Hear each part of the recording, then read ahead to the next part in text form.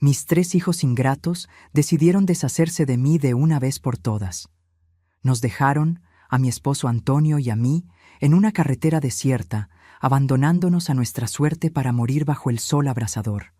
Ustedes son una carga que ya no podemos soportar, dijeron, antes de acelerar el Mercedes negro y desaparecer en el horizonte. Días después, cuando el secreto que guardábamos con 7 llaves salió a la luz, fueron ellos quienes regresaron, humillados e implorando perdón.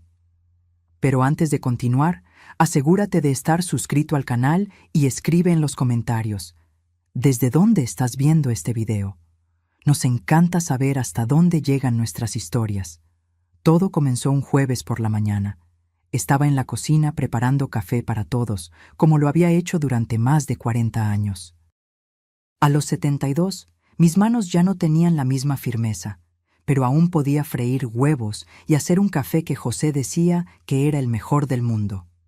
Esa mañana, sin embargo, había un peso en el aire, una tensión que conocía bien después de meses viviendo con mis 3 hijos en la casa que alguna vez fue solo nuestra. Sentí los pasos de Claudia incluso antes de verla. Mi hija mayor entró en la cocina todavía en bata, con el rostro tan cerrado como una puerta con llave. «Mamá, ¿cuántos huevos estás friendo?» La pregunta llegó cargada de acusación. «Solo 4, hija. 1 para cada uno». Ella suspiró dramáticamente, arrojando una pila de facturas sobre la mesa. Inmediatamente reconocí las recetas médicas de José. Mi esposo había sufrido del corazón durante años y las medicinas eran nuestro mayor gasto. $600, mamá. 600. ¿Sabes cuánto representa eso en mi presupuesto mensual? No respondí. Las palabras se quedaron atrapadas en mi garganta como espinas de pescado. En ese instante, José apareció en la puerta, caminando despacio, apoyándose en las paredes. A los 75 años, cada paso parecía una batalla para él.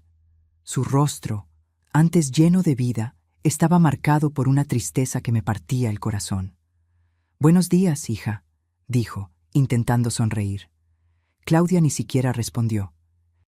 Tomó un pedazo de pan, lo untó con mantequilla con enojo y salió de la cocina como si estuviéramos contaminados por alguna enfermedad contagiosa. Nos sentamos a la mesa en silencio, comiendo despacio. Miré a José y vi lágrimas formándose en las esquinas de sus ojos cansados. Ese hombre había construido esta casa con sus propias manos, ladrillo por ladrillo. Había trabajado 6 días a la semana durante 4 décadas para darles a sus hijos todo lo que podíamos ofrecer. Y ahora éramos tratados como intrusos en nuestro propio hogar. «Ellos tienen razón, Teresa», murmuró José, mirando su plato. «Estamos dando demasiados problemas». Antes de que pudiera responder, Ricardo entró en la cocina, todavía con su uniforme del turno de noche en la fábrica. Mi hijo del medio siempre había sido el pacificador, el equilibrado, pero su rostro mostraba el mismo cansancio, la misma irritación que veía en Claudia. «Papá, mamá, necesito hablar con ustedes». Se sentó pesadamente en la silla, frotándose el rostro con sus manos callosas. «Esta situación no puede continuar. Están viendo las facturas médicas, ¿verdad?» «Hijo, podemos intentar reducir las medicinas», respondió José con voz temblorosa. «Hablar con el médico sobre alternativas más baratas». Ricardo sacudió la cabeza. «No es solo eso, es todo. La comida, la luz, el espacio. Esta casa ya no da para 5 adultos». «¿Y qué sugieres?», pregunté, aunque ya sabía la respuesta. «Hay un lugar». «Un hogar para ancianos. No es de los peores. Tendrían asistencia médica, compañía de personas de su misma edad». «¿Estás hablando de internarnos?». La voz de José salió como un susurro asustado. «No es internamiento, papá. Es una oportunidad para que tengan una vida más adecuada para su edad». Sentí que el mundo se me venía abajo. Esta casa guardaba nuestros recuerdos, nuestros sueños, el olor de nuestros hijos cuando eran pequeños. Cada rincón contaba la historia de una vida entera de trabajo y amor. Fernando, nuestro hijo menor de 34 años, apareció en la puerta, todavía en pijama a pesar de que ya eran más de las 11 de la mañana. ¿Están hablando del asilo? Ya era hora. Ya no puedo dormir con la tos de papá por las madrugadas. No es un asilo, corrigió Ricardo sin mucha convicción. Da igual el nombre. Mi novia ni siquiera quiere venir aquí. Le da vergüenza. Vergüenza. La palabra me golpeó como una bofetada. Nuestra existencia avergonzaba a la gente. José se levantó lentamente y salió al pequeño jardín trasero. Sabía que iba a llorar donde nadie pudiera verlo. Siempre había sido así. Guardaba el dolor para proteger a los demás. Necesitamos una respuesta pronto, dijo Claudia, regresando a la cocina ya vestida para ir a trabajar. Ya agendé una visita al hogar para mañana. En las semanas siguientes, la atmósfera en casa se volvió insoportable. Los hijos ya no hablaban con nosotros más allá de lo estrictamente necesario. Entraban y salían como huéspedes irritados en un hotel de mala calidad. José casi no comía, perdiendo peso visiblemente. Yo me despertaba todas las mañanas con un nudo en el estómago, presintiendo que algo terrible estaba a punto de suceder. Y sucedió un martes, mientras yo estaba tendiendo ropa en la cuerda. Escuché voces susurradas en la sala y me acerqué silenciosamente. ¿Está todo arreglado? Era la voz de Claudia. ¿Vienen a buscarlos esta tarde? Sí, respondió Ricardo, todo acordado con la gente del hogar. ¿Y si no quieren ir? Preguntó Fernando.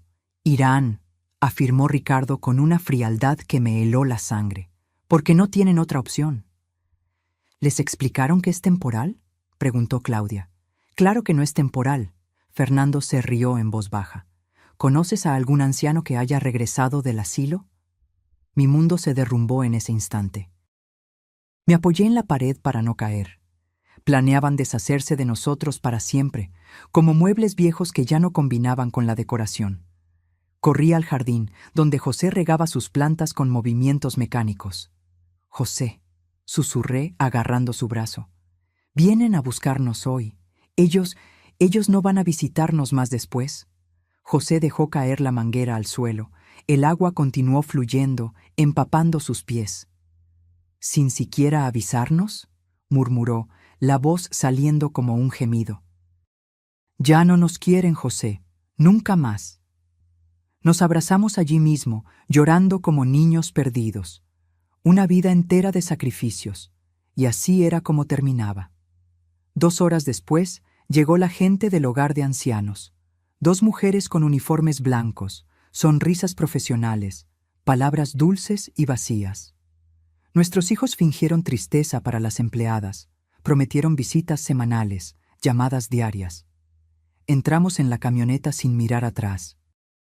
A través de la ventana vi a Ricardo, Claudia y Fernando regresar rápidamente a la casa, como criminales huyendo de la escena del crimen. Teresa, susurró José, sosteniendo mi mano. ¿Cómo llegamos a esto? No tenía respuesta, solo lágrimas silenciosas que corrían mientras la camioneta se alejaba de la casa que construimos con tanto amor. En ese momento, no sabíamos que el destino estaba a punto de lanzar su propio golpe de justicia. Escondido en la vieja billetera de José, entre fotos antiguas y tarjetas amarillentas, había un sobre que lo cambiaría todo. El hogar de ancianos era exactamente como temía. Un edificio antiguo con olor a desinfectante y orina apenas disimulados por aromatizantes baratos. Nos pusieron en una habitación colectiva con otras 6 personas, separándonos con una cortina de tela que apenas ofrecía privacidad. Era un lugar donde la gente iba a morir lentamente, abandonada por las familias que juraron amarlos hasta el final. Las noches eran las peores. El gemido constante de los otros ancianos, el llanto ahogado en las almohadas, los llamados a los hijos que nunca vendrían. José casi no comía, se consumía a simple vista. Lo observaba todas las mañanas, viendo cómo su cuerpo se encogía, cómo sus ojos perdían el brillo día tras día. Teresa, susurró la tercera noche, cuando pensé que ya estaba dormido.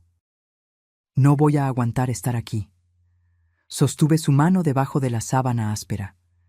Estábamos en camas separadas, pero estirábamos los brazos para mantener ese contacto que, después de 50 años de matrimonio, era tan necesario como el aire. Lo sé, mi viejo. Yo tampoco. ¿Llamaron los chicos?, preguntó, aunque ya sabía la respuesta. No, respondí, sintiendo el dolor en las palabras. No llamaron. Pasó una semana, luego otra. Ninguna llamada, ninguna visita. Era como si hubiéramos muerto para nuestros hijos en el momento en que entramos en esa camioneta. Las empleadas evitaban nuestras miradas cuando preguntábamos si había algún recado para nosotros. En la tercera semana, José tuvo una crisis durante la madrugada. Me desperté con su gemido ahogado y lo encontré apretándose el pecho, con el rostro contraído por el dolor. «¡José!», grité, saltando de la cama para ayudarlo. «¡Socorro! ¡Que alguien nos ayude!». La enfermera de turno tardó casi 10 minutos en aparecer. Cuando finalmente llegó, tenía la mirada aburrida de quien ya ha visto esa escena muchas veces. «Debe ser solo una indigestión», dijo, sin siquiera examinarlo bien. «No es indigestión», insistí. «Tiene problemas del corazón. Necesita ir a un hospital». Después de mucha insistencia, llamaron a una ambulancia. Esperé sola en la sala de emergencias durante horas, con las manos temblando de miedo y rabia. Intenté llamar a mis hijos, pero ninguno contestó.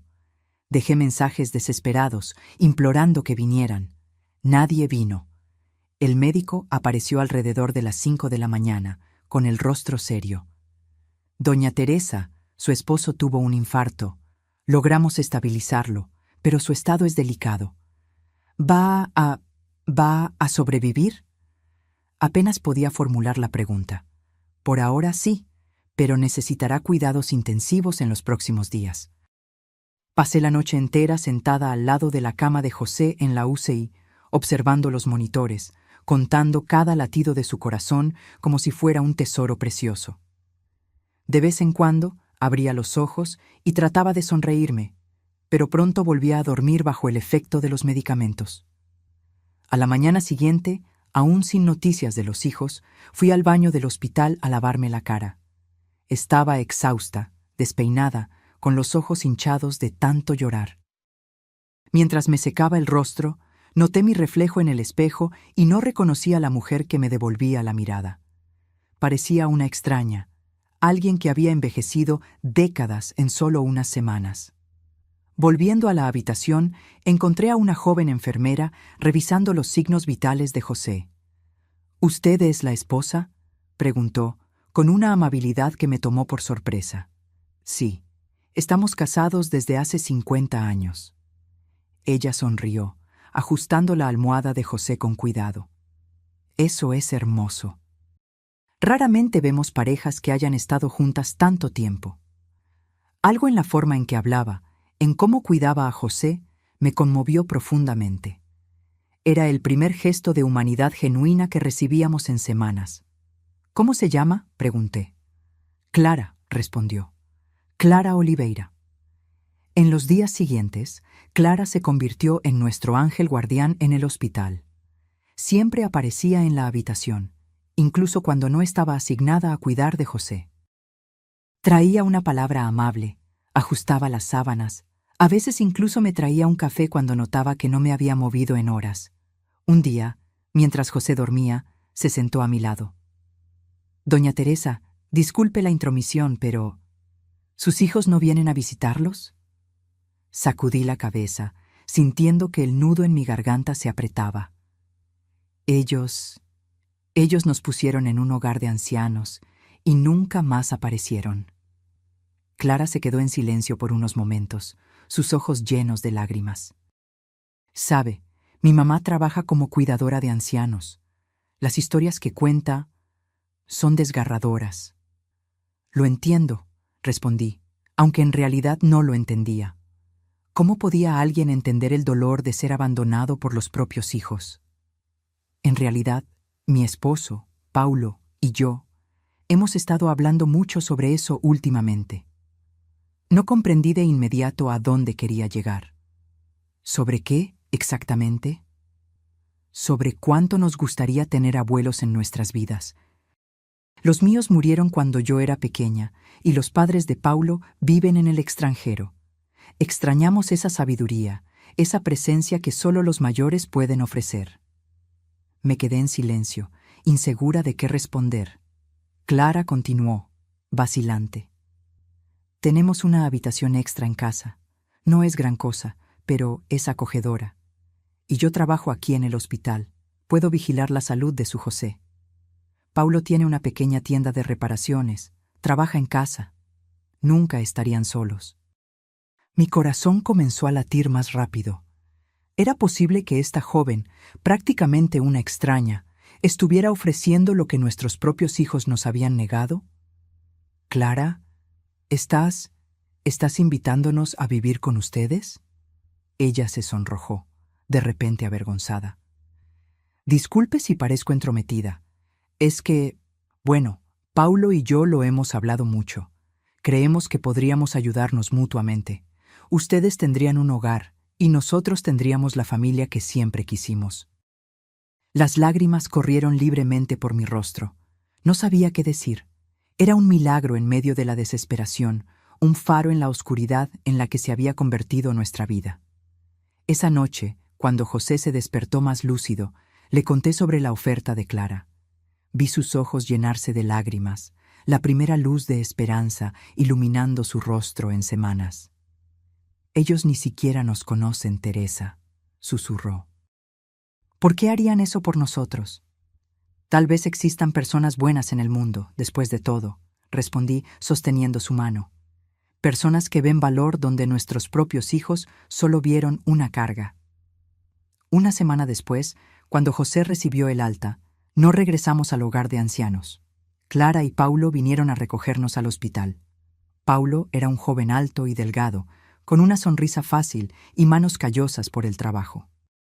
Nos recibieron en su pequeño pero impecable apartamento, donde habían preparado una habitación especialmente para nosotros, con una cama de matrimonio, cortinas floreadas e incluso un florero con violetas en la ventana. No es mucho, pero es nuestro hogar, dijo Paulo, ayudando a José a acomodarse, y ahora es su hogar también. Esa primera noche, acostada al lado de José en la cama suave, sentí una paz que no experimentaba en meses. Él sostuvo mi mano como lo hacía todas las noches durante 50 años. Teresa, susurró en la oscuridad, quizás Dios no nos ha abandonado por completo, después de todo. Sonreí, aunque él no podía verme en la oscuridad. Quizás no, mi viejo, quizás no. Los días que siguieron fueron de adaptación y descubrimientos. Clara trabajaba en el hospital en turnos de 12 horas, pero siempre llegaba a casa con una sonrisa, preguntando cómo había sido nuestro día. Paulo trabajaba en el pequeño taller que había montado en el garaje del edificio, reparando aparatos electrónicos. A veces, José bajaba para estar con él, observando su trabajo, conversando sobre los tiempos en que él también reparaba cosas en casa. Comencé a cocinar de nuevo, algo que siempre me encantó hacer. Preparaba el almuerzo para todos, hacía pasteles y panes que Paulo y Clara devoraban con elogios sinceros. Por primera vez en mucho tiempo me sentía útil, valorada. Una tarde, mientras lavaba los platos del almuerzo, encontré algo en el bolsillo de la vieja chaqueta de José que había apartado para lavar. Era un sobre amarillento con el membrete de un bufete de abogados. Parecía haber estado allí mucho tiempo, olvidado. Lo abrí con cuidado y comencé a leer el contenido. Mi corazón casi se detuvo. Mis manos temblorosas apenas podían sostener los papeles. Leí y releí cada palabra, incrédula. Según ese documento, mi padre, fallecido hacía más de 10 años, había dejado una herencia sustancial que estaba siendo administrada por un bufete de abogados. Habían intentado contactarnos varias veces en la antigua dirección, sin éxito.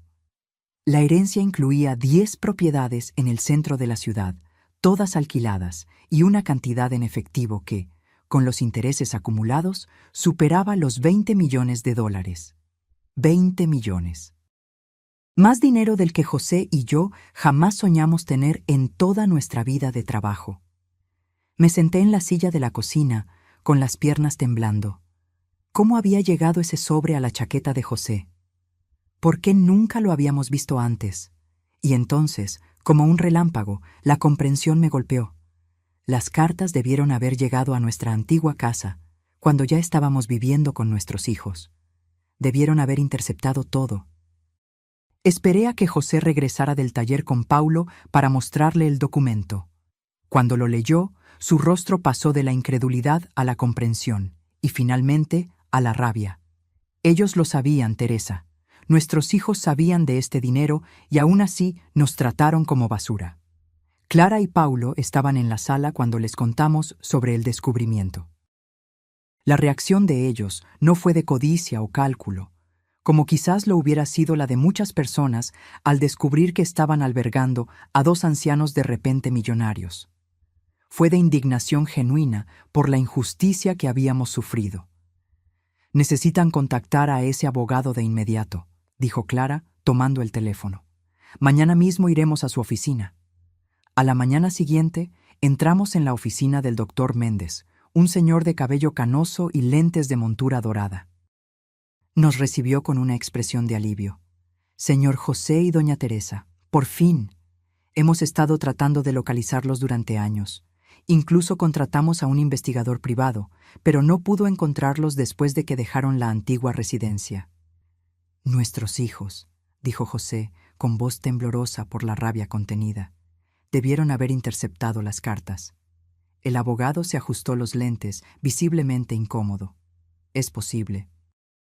Recibimos algunas llamadas de personas que decían ser sus hijos, pidiendo información sobre la herencia. Naturalmente, no proporcionamos detalles sin la presencia de los legítimos herederos. Pasamos las horas siguientes firmando documentos, actualizando registros y escuchando explicaciones sobre cómo acceder a nuestros bienes. Al final, el doctor Méndez nos entregó una tarjeta bancaria provisional. Esta tarjeta está vinculada a una de las cuentas corrientes. Le puse un límite diario de $50,000 para retiros y transferencias, hasta que regularicemos toda la documentación. 50,000. Una cantidad que antes me parecería una fortuna inimaginable, ahora era solo un límite diario. Salimos de la oficina en silencio, absorbiendo el cambio drástico en nuestra situación. En el taxi de regreso a casa, José sostuvo mi mano con fuerza. «¿Qué vamos a hacer ahora, Teresa?» Miré por la ventana, viendo la ciudad pasar. «Primero seguiremos con Clara y Paulo. Nos acogieron cuando no teníamos nada, merecen nuestra lealtad». José asintió. «Y nuestros hijos lo descubrirán, tarde o temprano». Sentí un nudo formarse en mi garganta. Por más que el dolor del abandono todavía estuviera fresco, eran nuestros hijos, sangre de nuestra sangre. Vamos a esperar. Vendrán a buscarnos cuando lo sepan. De hecho, no tardaron mucho. 2 semanas después de regularizar la situación con el abogado, estábamos desayunando cuando sonó el interfono. Paulo contestó y regresó con el rostro tenso. «Doña Teresa, son sus hijos, los 3. Dicen que necesitan hablar con ustedes urgentemente». Intercambié una mirada con José. Lo esperábamos, pero no tan pronto. Clara se levantó, instintivamente protectora.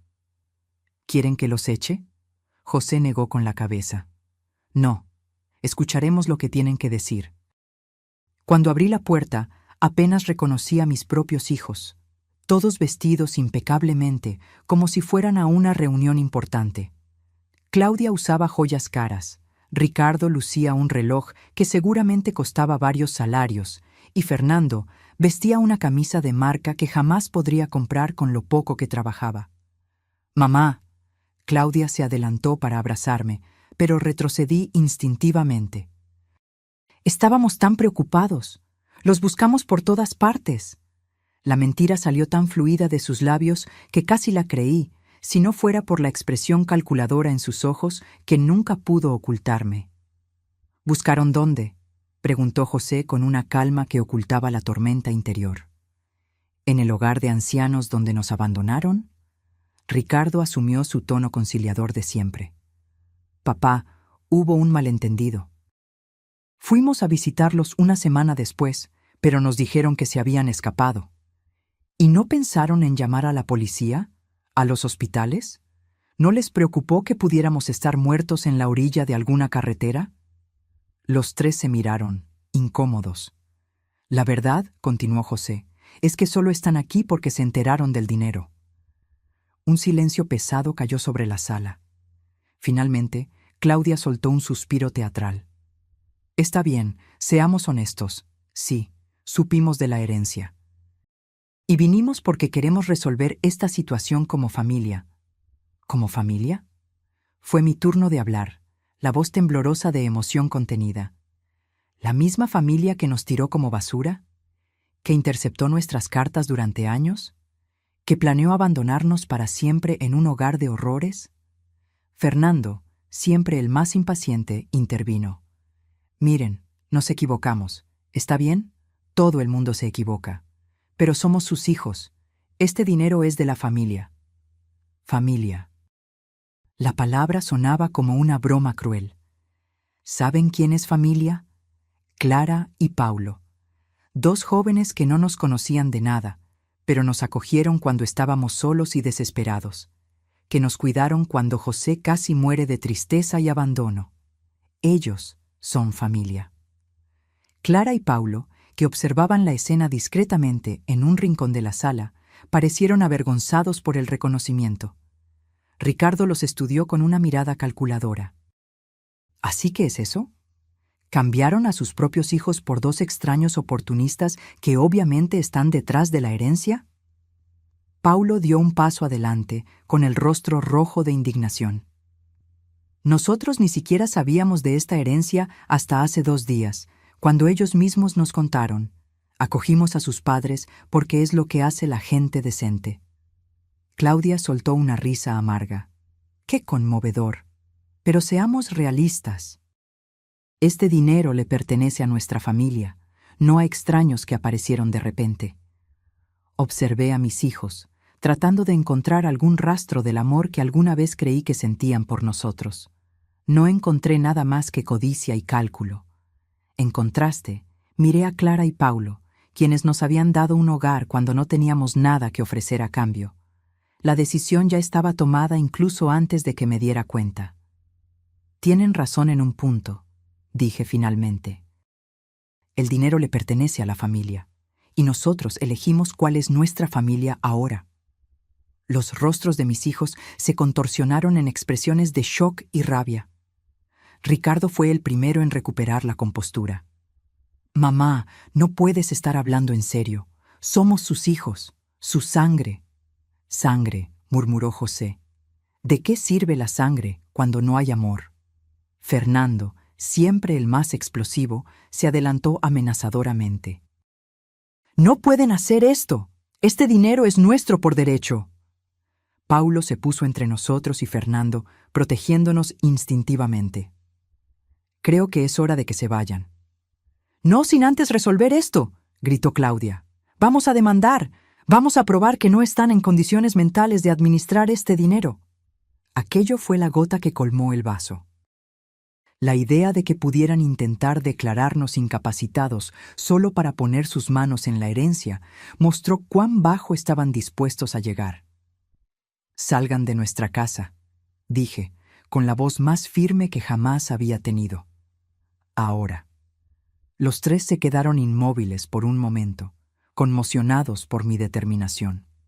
Luego, como una tormenta que finalmente se desata, comenzaron a gritar acusaciones, amenazas, promesas de volver. Paulo llamó a la seguridad del edificio, que amablemente, pero con firmeza, escoltó a mis hijos hacia la salida. Antes de irse, Claudia se dio la vuelta una última vez, con los ojos brillando de rabia. Esto no se va a quedar así, se van a arrepentir. Cuando la puerta finalmente se cerró, sentí que mis piernas flaqueaban. José me abrazó y lloramos juntos, no por las amenazas, sino por la muerte definitiva de las últimas ilusiones que aún manteníamos sobre nuestros hijos. Esa noche, acostada al lado de José, reflexioné sobre el rumbo que nuestra vida había tomado. ¿Hicimos todo mal, José? ¿Fracasamos como padres? Él suspiró profundamente, acariciando mi cabello canoso. No, Teresa. Dimos amor, educación, valores. Ellos eligieron su camino. No podemos culparnos por eso. ¿Y ahora qué? ¿Qué haremos con tanto dinero? Viviremos, Teresa. Viviremos los años que nos quedan con dignidad y propósito, y ayudaremos a quienes realmente merecen ser ayudados. Me dormí con esas palabras resonando en mi mente, imaginando las posibilidades que se abrían ante nosotros. Era como si, por primera vez en mucho tiempo, el futuro no fuera solo un horizonte sombrío de abandono y soledad, sino un campo abierto de posibilidades. Los meses siguientes fueron de transformación. Con parte del dinero, compramos un apartamento amplio en el mismo edificio donde vivían Clara y Paulo. Insistimos en que se mudaran con nosotros, formando una familia no por sangre, sino por elección. Al principio, dudaron. Doña Teresa, argumentó Clara, no nos deben nada. Hicimos lo que cualquier persona con corazón haría. Precisamente por eso los queremos cerca, respondí, porque los corazones, como los de ustedes, son raros. El apartamento tenía 4 habitaciones, una sala espaciosa con vista al parque de la ciudad y una cocina amplia donde volví a preparar comidas para todos con gusto. José consiguió un rincón en el balcón para sus plantas, que florecieron junto con su ánimo renovado. Paulo montó un taller mejor en el edificio, con equipos nuevos que le compramos. Su negocio de reparaciones creció rápidamente y pronto pudo contratar a 2 ayudantes. Clara continuó trabajando en el hospital, pero redujo su carga horaria para tener más tiempo con nosotros. Nuestra nueva vida parecía un sueño después de la pesadilla que habíamos vivido. Pero la sombra del pasado seguía persiguiéndonos. Nuestros hijos no se rindieron fácilmente. Primero, llegaron las cartas de abogados, alegando que no estábamos mentalmente aptos para gestionar nuestro patrimonio. El doctor Méndez, nuestro abogado, se encargó de responder a todas con evaluaciones médicas que comprobaban nuestra cordura. Luego, intentaron abordarnos en público. Un día, mientras hacíamos compras en el centro comercial, Claudia apareció como por casualidad, fingiendo sorpresa al encontrarnos. «¡Mamá! ¡Papá! ¡Qué maravillosa coincidencia!». José me apretó la mano con fuerza y Clara instintivamente se puso a nuestro lado. Paulo, que empujaba el carrito de compras, se detuvo como si estuviera frente a una serpiente venenosa. «¿Qué quieres, Claudia?», pregunté sin rodeos. Ella intentó mantener la sonrisa forzada, aunque sus ojos revelaban la rabia contenida. «Solo quería ver cómo están. Los extraño». «Extrañas nuestro dinero, querrás decir», respondió José con una franqueza que me sorprendió. La sonrisa de Claudia desapareció como hielo al sol. «Eso no es justo, papá. Somos una familia». «Lo éramos», corregí. «Ahora tenemos una nueva familia, una que nos valora por lo que somos, no por lo que tenemos». Clara y Paulo se mantuvieron en silencio, pero sus presencias firmes a nuestro lado decían más que cualquier palabra. Claudia los miró con desprecio apenas disimulado. Estos oportunistas los convencieron en contra de sus propios hijos. ¿No se dan cuenta de que están siendo manipulados? Fue Paulo quien respondió, con una calma que contrastaba con la furia en sus ojos. «La única manipulación que veo es la suya, intentando que sus padres se sientan culpables después de todo lo que hicieron». Salimos del centro comercial rápidamente después de ese encuentro, sintiendo la mirada de Claudia siguiéndonos como un depredador frustrado. De camino a casa, José se quedó en silencio, con el rostro tenso y pálido. «¿José?», lo llamé, preocupada. «¿Te sientes mal?». Él negó con la cabeza, pero vi una lágrima solitaria correr por su rostro arrugado. «Es solo que, por más que sé que hicieron algo mal, duele ver que se convirtieron en esas personas». Esa noche fue difícil. José tuvo pesadillas, despertándose varias veces llamando a los hijos, Yo lo abrazaba, tratando de alejar los fantasmas que lo atormentaban, pero sabía que algunas heridas eran demasiado profundas para sanar por completo. A la semana siguiente, recibí una llamada inesperada. Era Sonia, la esposa de Ricardo. Siempre tuvimos una relación cordial, aunque nunca cercana. Parecía nerviosa al teléfono. «Doña Teresa, ¿puedo encontrarla para hablar? ¿Solo nosotras dos?» Dudé, temiendo otra trampa de mis hijos, pero algo en su voz parecía sincero. «Está bien, pero quiero que sea en un lugar público». Nos encontramos en una cafetería en el centro. Sonia estaba abatida, con ojeras profundas y las manos temblando al sostener la taza de café. Esperó a que el mesero se alejara antes de hablar.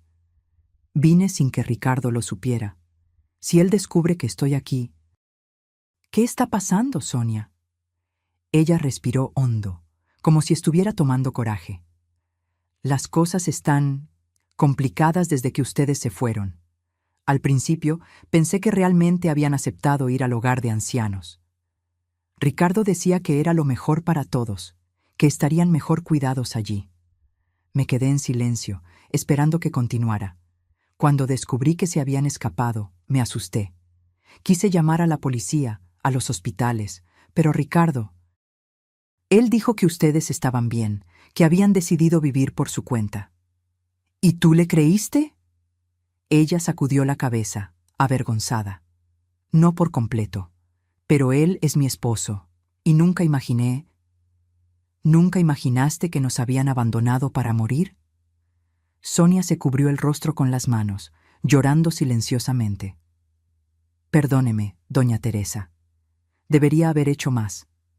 Debería haber insistido. Sentí que la rabia se diluía un poco ante esa mujer rota frente a mí. ¿Por qué me cuentas esto ahora? Ella se secó las lágrimas con una servilleta. Porque ya no puedo más. Desde que se enteraron de la herencia, están obsesionados. Solo hablan de eso, solo planean cómo conseguir ese dinero. Ya no reconozco a mi esposo. ¿Y tus nietos? ¿Cómo están? La mención de los nietos pareció desencadenar una nueva ola de lágrimas. Los niños preguntan por ustedes, los extrañan, pero Ricardo les prohibió hablar del tema. Sentí un dolor agudo en el pecho. Mis nietos, privados incluso de mencionar nuestros nombres. ¿Qué quieres de mí, Sonia? Ella respiró hondo, pareciendo finalmente llegar al punto. Quiero pedirles que no corten por completo los lazos con sus nietos. Ellos no tienen la culpa de las elecciones de sus padres. Era una petición justa. Los niños realmente no tenían la culpa. ¿Cómo puedo verlos si Ricardo les prohibió incluso que hablen de nosotros? Yo podría traerlos a visitarlos cuando él esté trabajando. La propuesta era tentadora, pero peligrosa. ¿Eso no te pondría en riesgo? Sonia sonrió tristemente. Algunas cosas valen el riesgo, doña Teresa. Los niños necesitan saber que todavía tienen abuelos que los aman. Después de casi una hora de conversación, acordamos que Sonia traería a los nietos a visitarnos el siguiente domingo, mientras Ricardo estaría en un partido de fútbol con sus amigos. Volví a casa con sentimientos contradictorios.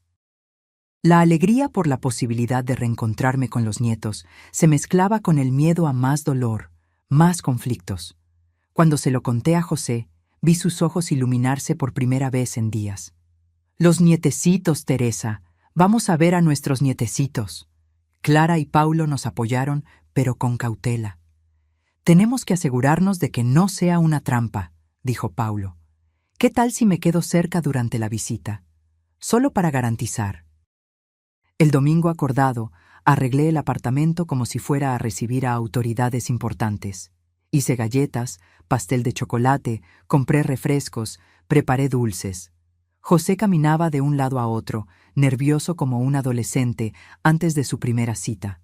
Cuando sonó el timbre, mi corazón casi se sale por la boca. Paulo abrió la puerta, cauteloso. Sonia entró con Miguel, de 10 años, y a Niña, de 7. Los niños parecían confundidos e intimidados. «¿Abuela?»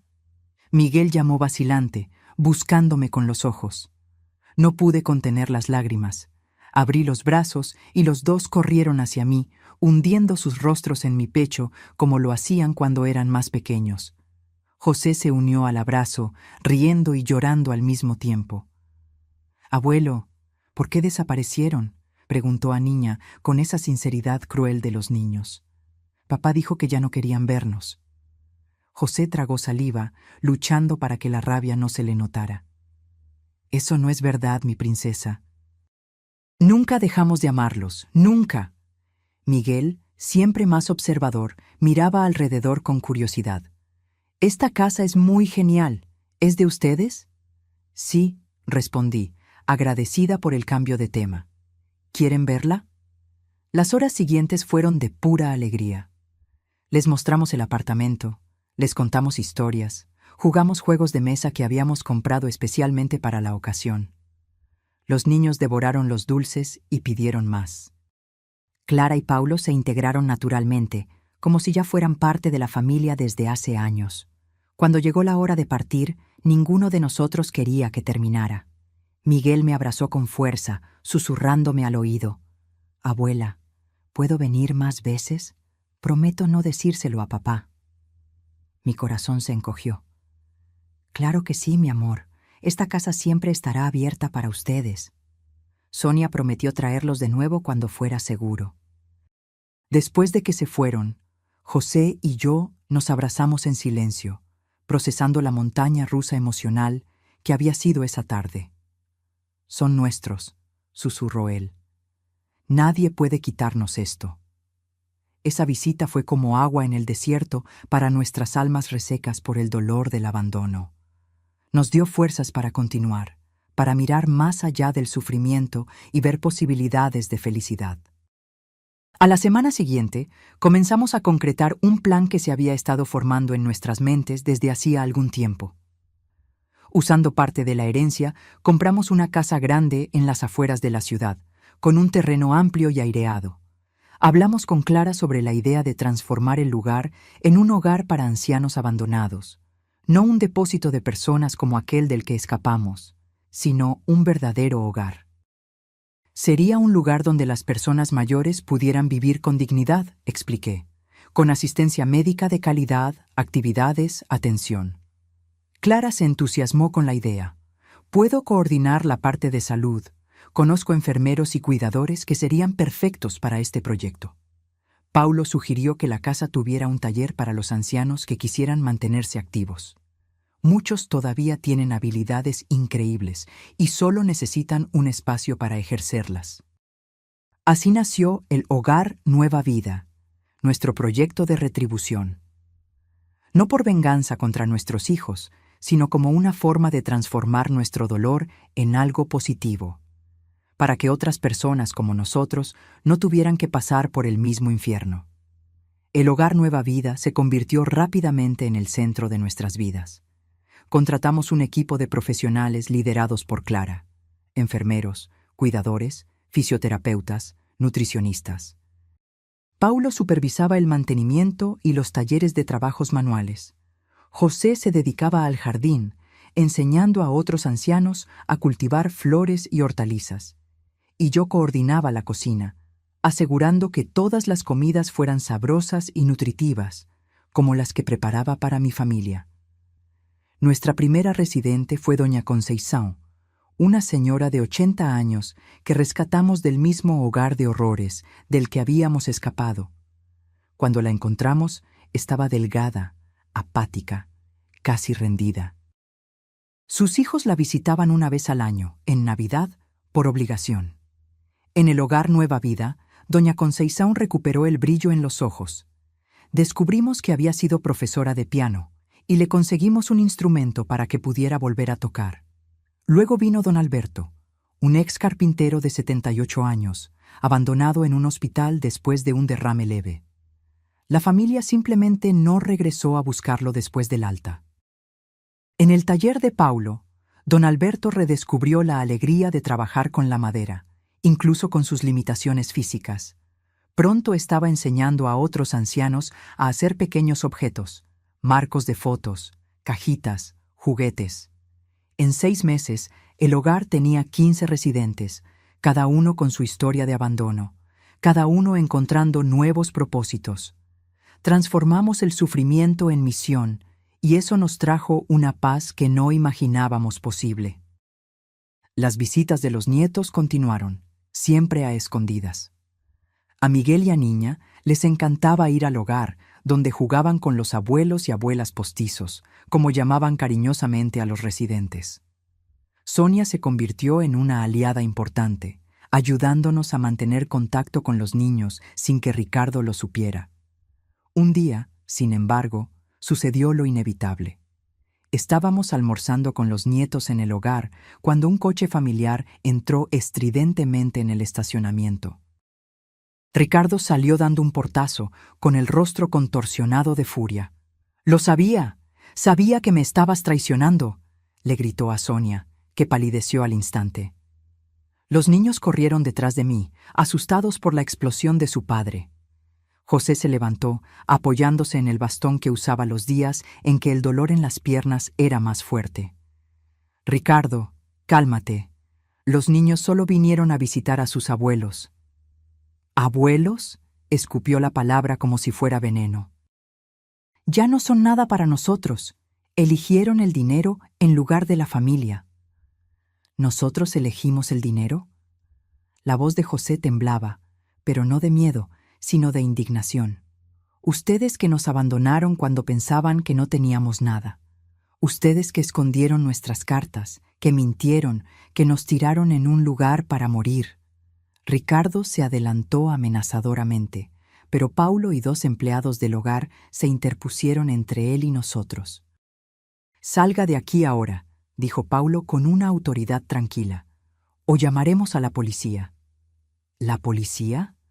Ricardo se rió amargamente. «¿Por qué? ¿Por querer proteger a mis hijos de ancianos manipuladores?». En ese momento, Miguel dio un paso al frente, enfrentándose a su padre con una valentía sorprendente para sus 10 años. «Papá, estás mintiendo. El abuelo y la abuela nunca nos manipularon. Son ustedes los que no nos dejan verlos». Ricardo pareció aturdido por la intervención de su hijo. Por un momento, vi un destello de vergüenza en sus ojos, pero pasó rápido, reemplazado por la rabia familiar. «Al coche, todos ustedes, ahora». Los niños lloraron, implorando quedarse un poco más. Sonia intentó calmarlos, prometiendo que volverían, pero yo sabía, por la mirada dura de Ricardo, que él haría cualquier cosa para que eso no sucediera. Antes de irse, Ricardo se detuvo en la puerta, señalándonos con el dedo como una amenaza. «Esto va a terminar. Ya verán. Nadie me roba a mis hijos». Después de que se fueron, me derrumbé en una silla, sintiendo el peso de cada uno de mis 72 años. José se acercó, poniendo su mano en mi hombro. «Ellos van a volver, Teresa. Algún día lo entenderán». «¿Pero cuándo, José? ¿Cuánto tiempo más nos queda en esta vida?». Él no tenía respuesta. Nadie la tenía. A la semana siguiente, recibimos una notificación judicial. Ricardo estaba pidiendo la custodia exclusiva de los hijos, alegando que Sonia era mentalmente inestable por llevarnos a los niños a escondidas. También solicitaba una orden de restricción que nos impediría ver a los nietos. El doctor Méndez, nuestro abogado, intentó tranquilizarnos. «Esto es claramente una represalia. Ningún juez impedirá que los abuelos vean a sus nietos sin un motivo muy serio». Pero yo no estaba tan segura. Había visto el odio en los ojos de Ricardo.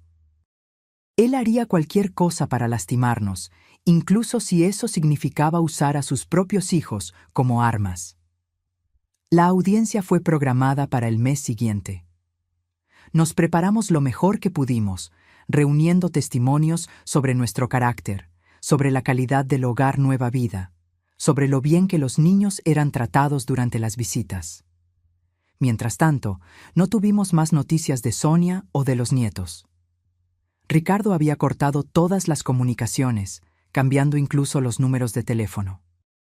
En la víspera de la audiencia, estábamos en la cocina de nuestro apartamento, tratando de distraernos con los preparativos para la cena. Clara y Paulo habían salido a comprar los ingredientes que faltaban. El interfono sonó y José fue a contestar. ¿Quién es?, preguntó cauteloso, como nos habíamos acostumbrado a hacer desde los incidentes con los hijos. Soy yo, papá, Fernando. Intercambiamos miradas de sorpresa y aprensión. Fernando, nuestro hijo menor, el más distante de los tres, nunca nos había buscado desde la ruptura. ¿Qué quiere?, le susurré a José. No lo sé. Dice que necesita hablar con nosotros urgentemente. Dudé. Una parte de mí quería negarle la entrada, protegernos de más dolor. Pero otra parte, la que nunca dejó de ser madre, quería ver a mi hijo. Quería creer que tal vez, solo tal vez, algo había cambiado. Déjalo subir, decidí finalmente. Fernando parecía diferente cuando entró en el apartamento. Más delgado, con ojeras profundas, el cabello despeinado. Ya no tenía esa arrogancia juvenil que siempre lo había caracterizado. Mamá, papá, murmuró, pareciendo incapaz de continuar. ¿Qué quieres, Fernando?, pregunté, manteniendo distancia emocional y física. Se hundió en el sofá, pareciendo de repente exhausto. Yo no sé por dónde empezar. José se sentó en el sillón frente a él, mirándolo directamente a los ojos. ¿Qué tal por el principio? ¿Por qué nos abandonaron en ese lugar? Fernando bajó la cabeza, pasándose las manos por el cabello en un gesto nervioso que reconocí de su infancia. Fue idea de Claudia, al principio. Dijo que ustedes daban mucho trabajo, que costaban demasiado. Ricardo estuvo de acuerdo de inmediato. Dijo que era la solución más lógica. Yo dudó. Solo seguí lo que ellos decían. Siempre fue así. ¿Y las cartas?, pregunté. ¿Las cartas sobre la herencia que escondieron de nosotros durante años? Fernando levantó la mirada, sorprendido. ¿Ustedes saben eso? Claro que lo sabemos. ¿Cómo creen que descubrimos lo del dinero? Él respiró hondo. Fue Claudia quien encontró la primera carta. Se la mostró a Ricardo y ellos decidieron guardarla. Yo solo me enteré cuando ustedes ya estaban en el hogar de ancianos. Y aún así, no hiciste nada, observó José, sin acusación en la voz, solo constatando un hecho. No, admitió Fernando. No hice nada. Un silencio pesado cayó sobre nosotros.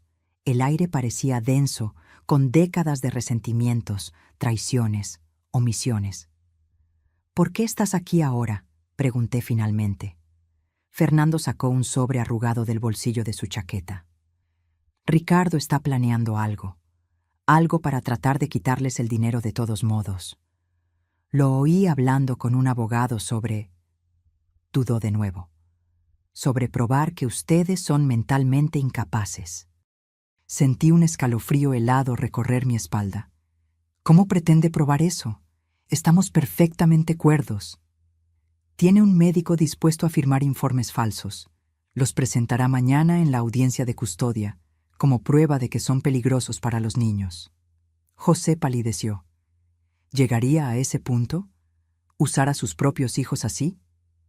Fernando asintió tristemente. No se imaginan lo obsesionado que está con ese dinero. Ya no es el Ricardo que conocíamos. Miré el sobre en sus manos. ¿Qué es esto? Pruebas, grabaciones de él discutiendo el plan, copias de los correos electrónicos intercambiados con el médico, incluso un borrador del informe falso. Tomé todo de su computadora anoche. Tomé el sobre con manos temblorosas. ¿Por qué? ¿Por qué nos estás ayudando ahora? Fernando se quedó en silencio por tanto tiempo que pensé que no respondería. Cuando finalmente habló, su voz estaba quebrada. Porque me arrepiento. Todos los días me arrepiento. No del dinero que perdí, aunque, sí, al principio era solo eso. Pero me arrepiento de no haber sido lo suficientemente hombre para defenderlos, de haber dejado que Claudia y Ricardo decidieran todo, de haber sido un cobarde. Las lágrimas corrían libremente por su rostro ahora, sin que hiciera ningún esfuerzo por esconderlas. Sé que es demasiado tarde, sé que nunca me perdonarán, y ni siquiera lo pido, solo no quiero que Ricardo lastime a nadie más. Ni a ustedes, ni a Sonia, ni a los niños. José se levantó con dificultad y, para mi sorpresa, se acercó a Fernando.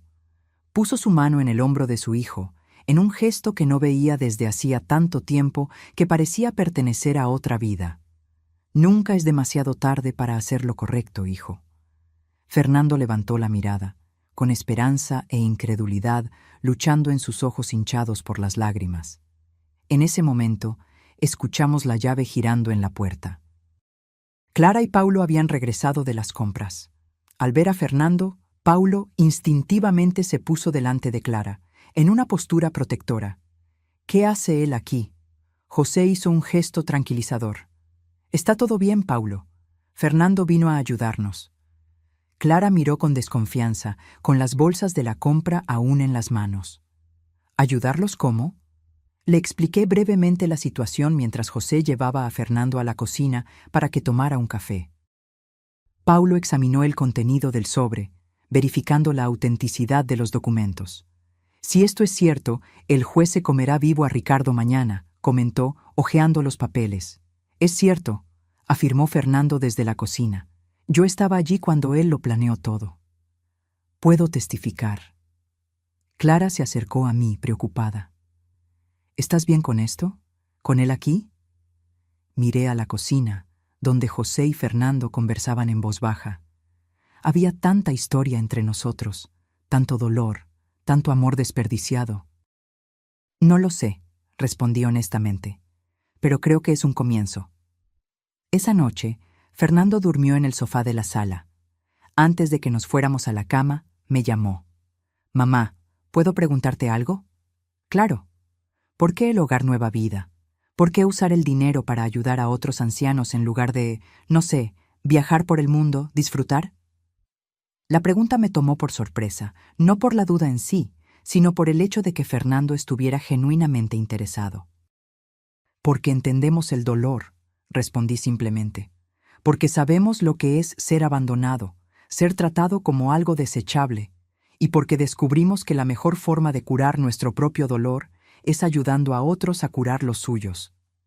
Fernando asintió lentamente, procesando. «Ustedes son mejores personas de lo que nosotros seremos jamás».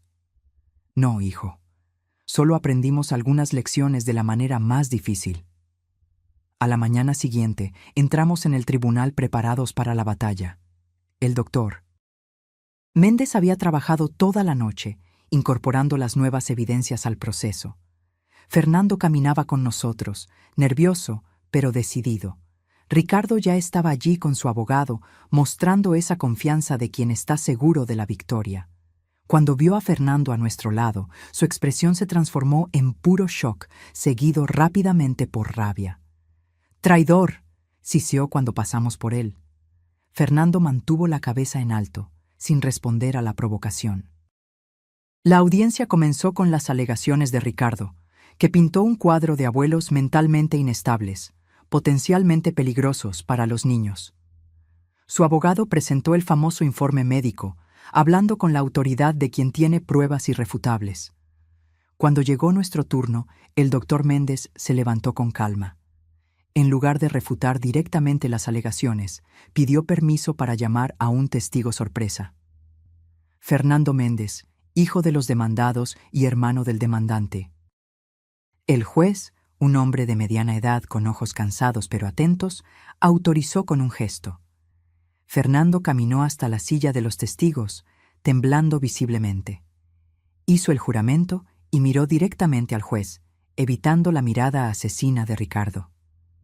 «Señor Fernando», comenzó el doctor Méndez, ¿puede contarnos sobre las verdaderas intenciones de su hermano en este proceso? Durante la hora siguiente, Fernando desgranó toda la trama: el abandono deliberado en el hogar de ancianos, la intercepción de las cartas sobre la herencia y, finalmente, el plan de Ricardo para declararnos incapaces basándose en informes médicos fraudulentos. Presentó los correos electrónicos, las grabaciones, documentos que probaban cada una de sus afirmaciones. Ricardo se ponía más rojo a cada minuto, casi echando espuma por la boca de rabia. Su abogado intentó interrumpir varias veces, alegando que las pruebas eran inadmisibles, pero el juez mantuvo el orden en el tribunal. Finalmente, Fernando llegó a la parte más difícil del testimonio, su propia participación. «Yo también soy culpable», declaró con voz quebrada.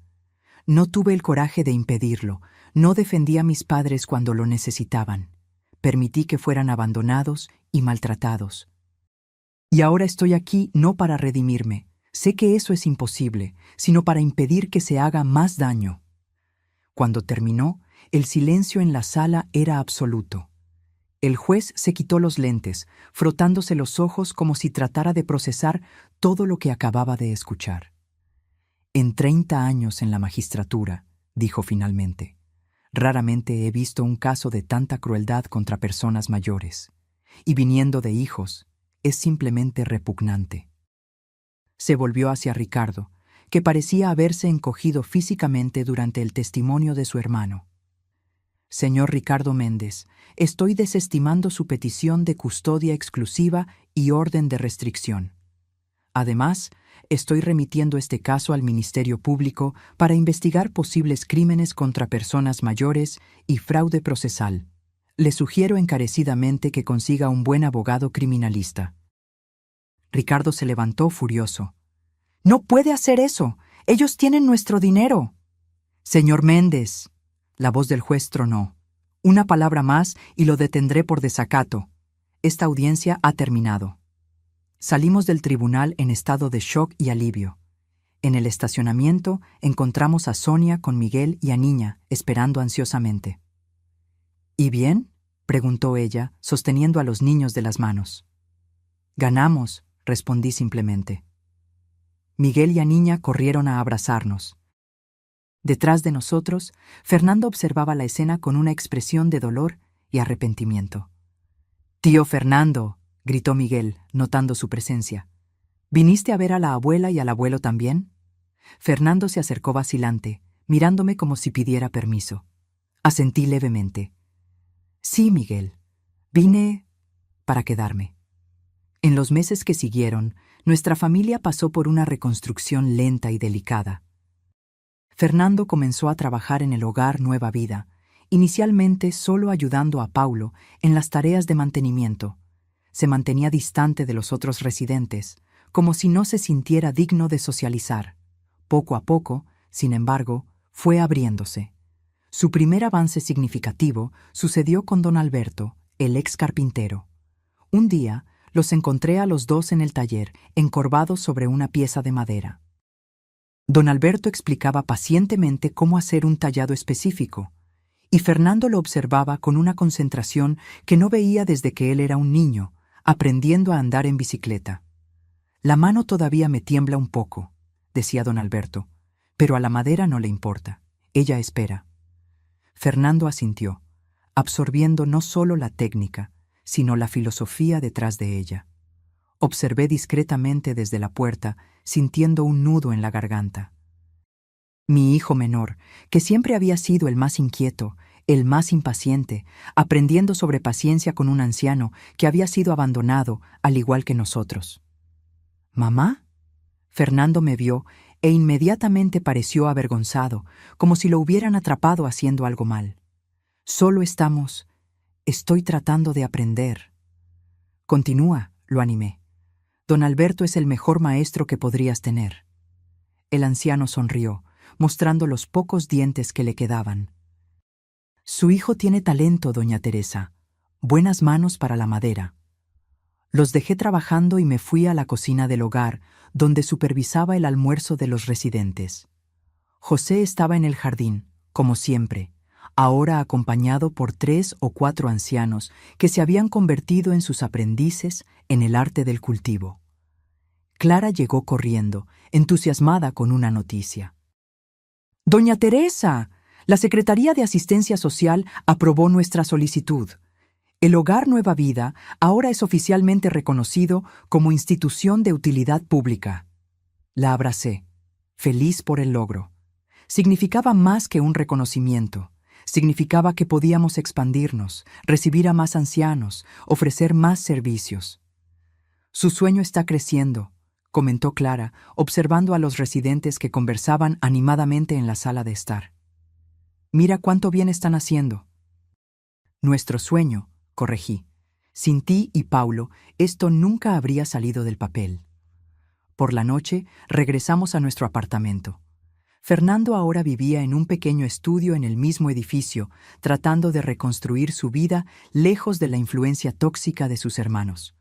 Ocasionalmente cenaba con nosotros, aún cauteloso, como si pisara sobre huevos, temiendo el rechazo en cualquier momento. «¿Qué tal tu día?», le pregunté mientras le servía la sopa que había preparado. Fernando dudó, revolviendo el líquido humeante con la cuchara. «Bueno, don Alberto me está enseñando a hacer una caja de joyas. Dice que puedo regalársela a alguien especial cuando la termine». «Eso es maravilloso», comentó José. «Siempre pensé que tenías habilidad para los trabajos manuales, desde pequeño». Fernando pareció sorprendido. «¿De verdad?». «Claro.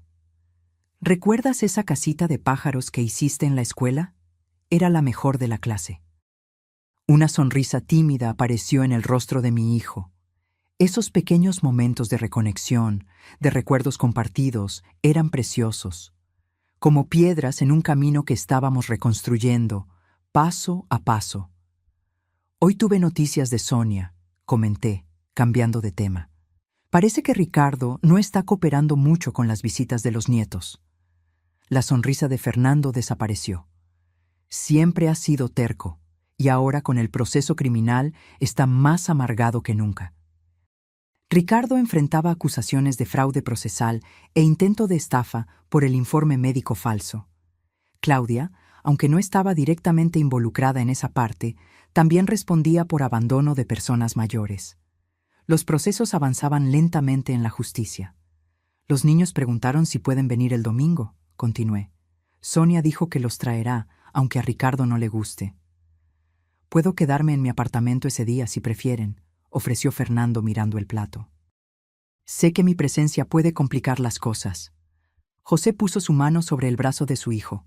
«No, ahora eres parte de la familia. A los chicos les gustará ver a su tío». Fernando asintió, demasiado emocionado para responder. El domingo llegó rápidamente. Miguel y Aniña vinieron con Sonia, trayendo dibujos que habían hecho en la escuela.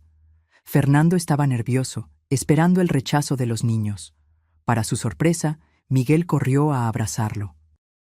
«Tío Fernando, la abuela dijo que estás haciendo juguetes de madera. ¿Puedes hacerme un camión?». La tensión se disolvió instantáneamente. Fernando prometió que haría el mejor camión de madera que Miguel jamás hubiera visto.